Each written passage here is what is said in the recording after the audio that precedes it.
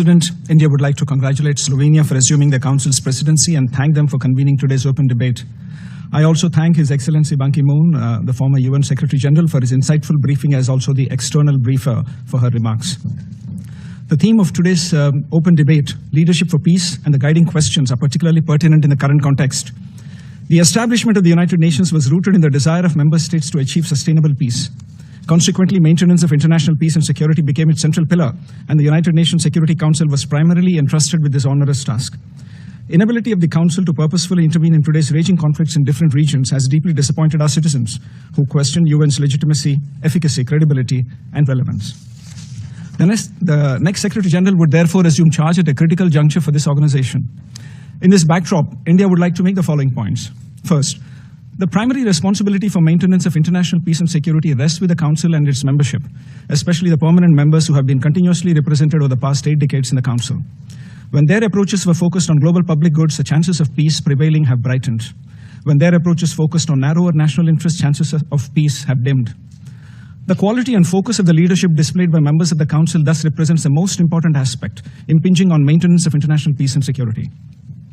Second, structural and systemic elements in the 8-decade-old architecture of the Council act as retardants in efforts to maintain international peace and security. The current Security Council configuration is largely frozen in time. As Secretary General Guterres noted, and I quote, "We can't create a future fit for our grandchildren with systems built for our grandparents."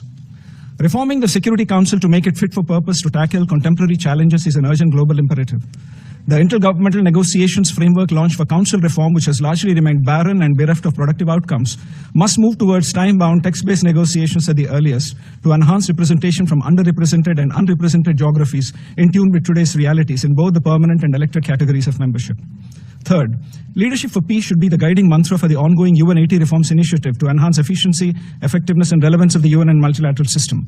This is not a one-shot process, but a continuing effort that would pass on to the new Secretary General, who would be called upon not only to address present challenges, but also to reinvigorate multilateralism. Fourth, the new Secretary General must embody the aspirations of the overwhelming majority of humanity, who are from developing countries of the global south.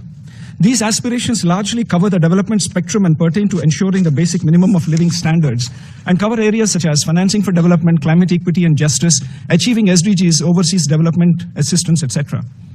Fifth, leadership by definition must be inclusive for it to be representative, legitimate and effective. Appointments of senior UN leadership must follow a transparent and objective process rather than a division of spoils approach. No post should become the exclusive and continuing preserve of some member states. Sixth, India takes note of the recent efforts by the large majority of member states to bring in greater transparency and predictability in the election process of UN Secretary General, as also evidenced in the negotiations on UN General Assembly Resolution 79/327.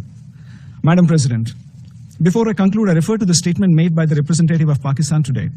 India would like to reiterate that the Union territories of Jammu and Kashmir and Ladakh are an integral and inalienable part of India. They were, are, and will always remain so. Pakistan's unwarranted reference to Jammu and Kashmir in today's open debate attests to its obsessive focus on harming India and its people.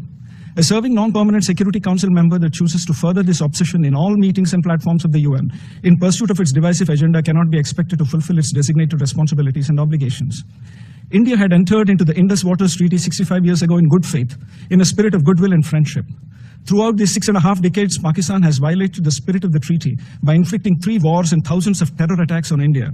In the last 4 decades, tens of thousands of Indian lives have been lost in Pakistan-sponsored terror attacks, the most recent of which was a Pahalgam terror attack in April 2025, which involved religion-based targeted killings of 26 innocent civilians by Pakistan-sponsored terrorists.